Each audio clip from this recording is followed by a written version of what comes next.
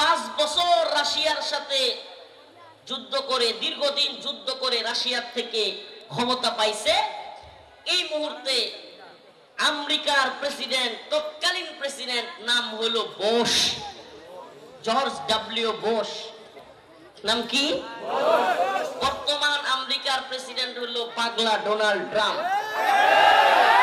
এর আগেরটা ছিল বারাক ওবামা, এর আগেরটা ছিল জো বাইডেন, সরি ডোনাল্ড ট্রাম্পের আগে ছিল জো বাইডেন, জো বাইডেনের আগে বারাক ওবামা, এর আগে বুশ।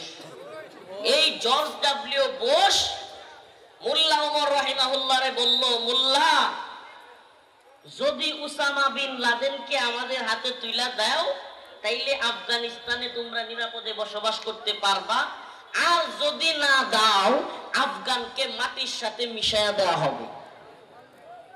নাউজুবিল্লাহ বলবেন না?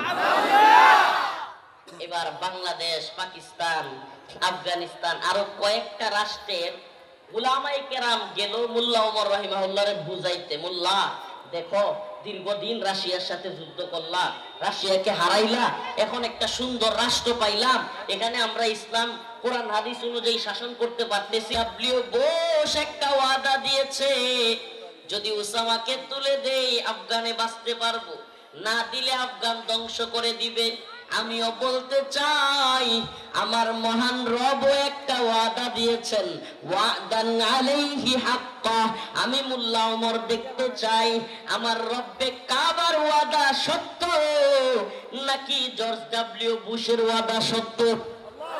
আফগান থেকে আমেরিকার বাহিনী নাকে খত দিয়া সাইরা দেমা কাইন্দাবাসী।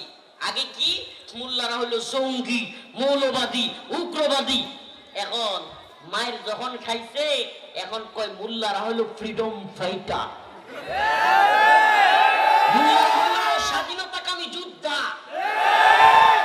আগে কি মৌলবাদী, আগে কি তালেবান হলো উগ্রবাদী, আগে কি জঙ্গিবাদী, বলছে কি বলে নাই? 15 আগস্ট যখন কাতারের দোহায় তালেবানের সাথে চুক্তিতে বসলো, চুক্তিতে বসার পরে কয় মোল্লারা হলো ফ্রিডম ফাইটার, মুক্তিযোদ্ধা। তার মানে বোঝা যায় দুর্বল হইলে জঙ্গি, মায়ের দিলেই সঙ্গী।